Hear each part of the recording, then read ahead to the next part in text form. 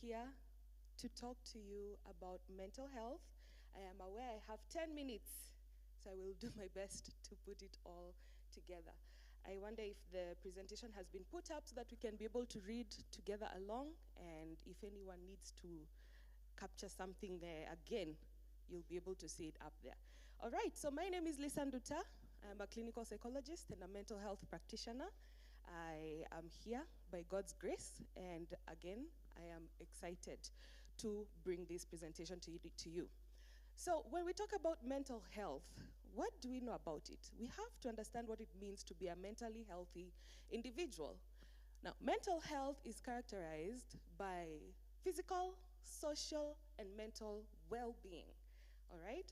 This is from the World Health Organization. It is a state of physical, mental, and social well-being in which individuals are able to realize their potential. They are able to cope with normal stressors, day-to-day stressors, and they can work productively and are able to contribute to the community. Now, by that definition alone, how many of us can say, yes, that's me. I am a mentally healthy individual. All right? We'll find out soon. Now, mental health, if you do not have it, you might be suffering from a mental disorder or a mental illness. Now, that is a very scary thing to say, but we have to understand that it is coming in it manifests with levels of severity. So you can be in the normal, mild, moderate, severe, or extremely severe categories.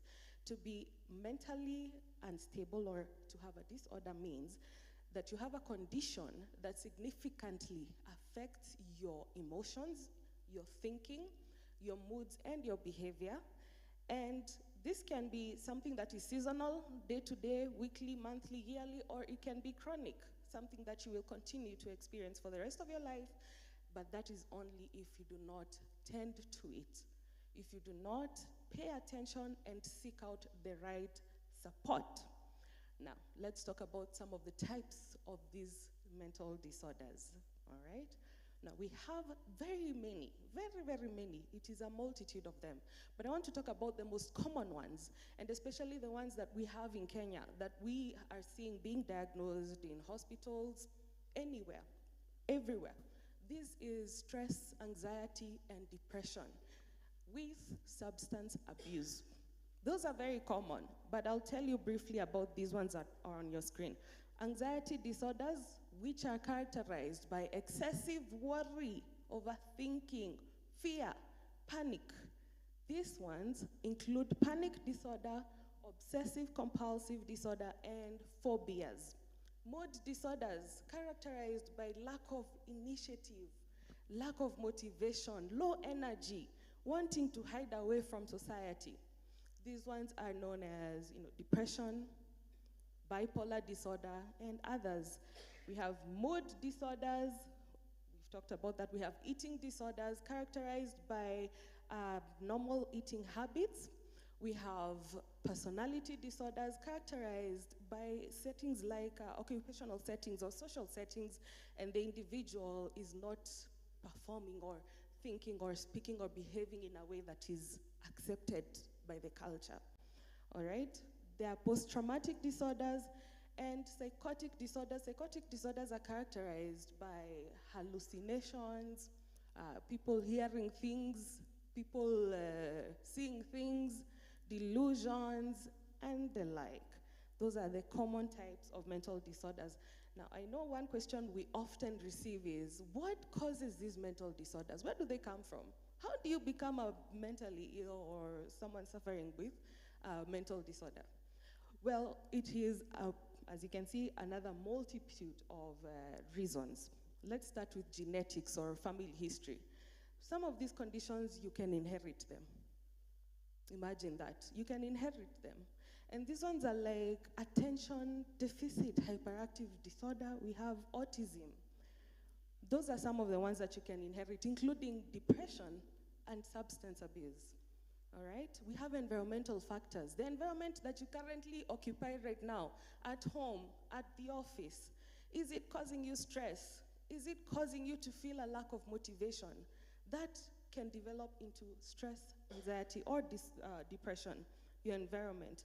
Traumatic brain injury, if you've had a serious accident where your brain was damaged or injured, that can cause mental disorders. We have life experiences and especially early childhood experiences, a child who has grown up with neglect, with abuse, and all sorts of unhealthy conditions that can cause mental disorders. We have biological factors such as chemical imbalances, medical conditions such as cancer. You know, sometimes you receive a diagnosis which is quite disheartening that can develop into a mental disorder. Alcohol and substance use, becoming abused. Abusing these substances causes mental disorders. Loneliness, imagine that. Being lonely can drive you to having a mental disorder. And finally, a mother's exposure to viruses or toxic chemicals while pregnant. So pregnant mummies out there, be aware of the environment that you're occupying. Be careful about people who are inhaling things, consuming things, and keep your baby or your pregnancy away from that environment to avoid these kinds of concerns. Now let's talk about myths and misconceptions. Now, this one I had hoped to have a lot of time to talk about it, but I'll fly through it. Myths and misconceptions about mental health is the reason why people are not receiving the sufficient care that they need. We have ostracized them. Someone is mentally ill, we don't even see them as human beings anymore because we say, oh, mwenda wazimu mwenye anakimbia uchi kwa kijijini. You don't even see them as humans. So when we become desensitized, when we close our hearts off from these people, we are not able to support them in the best way that they can be supported. So some of these, we can talk about them another time, but they are on the screen if you would like to read through. Stigmas. Do not have an unconscious bias against someone who is suffering and needs support, needs help. Instead, reach out and see how you can guide them towards having that access to help. Now, did you know that 1 in every 4 people, 1 in every 4, is experiencing or is likely to experience a mental health concern? This is from the World Health Organization. So that is how common mental illness is. 1 in every 4. How many are we? Let's do the maths. Another thing we need to know is that it is dire information to have about Kenya. Kenya is experiencing a rapid increase in suicide. All right? This was actually accelerated during the pandemic. But now we have an epidemic that we are dealing with. Drugs, alcohol, that substance abuse is prevalent like you wouldn't believe. And it is estimated, this is Kenya, 50% of all mental disorders will be starting by the age of 14. And 75% by the age of 24. Right? Are we realizing how prevalent this is? Now, who is at risk? Who do you think is at risk for mental disorders? We all are. But I will tell you why we all are. Because we have all, let's go to the next slide, we have all experienced one of the following challenges in our lives at some point.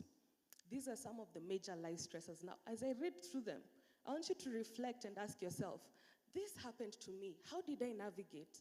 Did I bring myself out of that space? Am I still stuck somewhere? And if you are stuck, what are you doing about it? All right? Death of a loved one. The marriages that we are in, are they working? Or are they causing us despair? Separation, divorce, this affects the children, not just the parents. Injuries, like we talked about, or just illnesses. Some of them can be very heartbreaking. Poor housing conditions, losses of jobs or unemployment. We have childbirth, poverty or financial difficulties. Are you in trouble with the law? Right? We have retirement. Retirement can take a toll on someone, especially if you do not transition the right way. Abuse, violence, and conflict. Like I said, if you have looked at that list and you have experienced 1, 2, or 3 or more of those challenges, have you navigated well? Have you sought out the correct support? All right? Now let me tell you, there are some signs and symptoms that you can look at to see whether you are stuck and whether you need help. All right? Are you feeling anxious or worried. We talked about anxiety being excessive worry, fear, and panic. All right? Are you feeling depressed? Are you unhappy? Are you having significant emotional outbursts? Someone who used to be very calm and cool shouts for no reason or laughs out loud very unnaturally. You need to be keen to these signs and symptoms. Are you having trouble sleeping? Have you lost excessive weight or gained excessive weight in a short period of time? Are you quiet or withdrawn, ostracizing yourself? Are you using substances more than you usually did? Or there's consumption, but then there's abuse, where you let the things take control of your life. Are you feeling guilty or worthless? All right? Are there any changes in your behavior or feelings, significant changes? Ask yourself, and then we shall see. I want you to know that it is imperative that you treat these challenges as seriously as you would a physical illness, because that is how mental challenges are supposed to be dealt with. They are affecting us the same way a physical illness is. And even as we finish, I want to ask, how can we improve our mental health? We've had it all, we know. But how can we improve? I'll tell you. You need to work on your relationships. The people in your life, communicate. Who is important to you? Who loves you? Who do you love? Reach out to them when you're feeling low. Let them know, hey, I don't know, I've not been feeling myself lately. You know? Have your self-affirmations. Every morning, if you're brushing your teeth, look in the mirror and say, thank you to me, and thank you to God that I have come this far. It has not been easy, but I've managed. I've come to this point, so good job, me. All right, self-affirmations, exercise, stay healthy.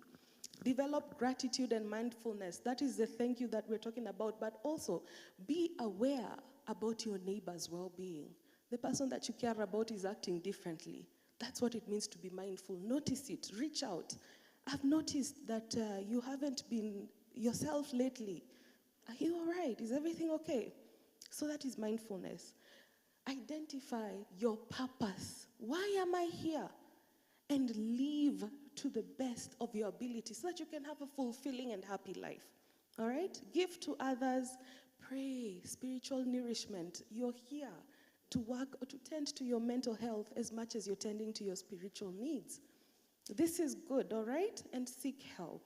So there's a quick good mental health checklist there. Are you confident when you're faced with new situations or people? Do you feel optimistic about your future? Huh? Do you blame yourself for things that are not necessarily your fault? Have you set your goals? Do you feel good about yourself? And do you have good self-esteem? If not, I encourage you to seek support today. You can go to a hospital, you can see a doctor, let him check your vitals, let him check on you. How's your blood pressure? Are you having headaches? What is going on? Check your vitals. Also, reach out to a mental health professional. That is what we are here for. Talk to a mentor. Sometimes the person that is occupying the space that you want, someone who you look up to, you can ask them, reach out and say, how did you manage to get to this point? I'm feeling stuck. So as much as possible, reach out. Do not hide away, do not ostracize yourself. Usijikate from society. That is the biggest mistake that you can make. All right? And with that, I think, invite me next time for a 1-hour talk, but that brings us to the end of the mental health awareness. Thank you. That is my number and my email address. Bwana asifiwe. Thank you so much, and have a wonderful service. All right. Oh, let us appreciate Elizabeth.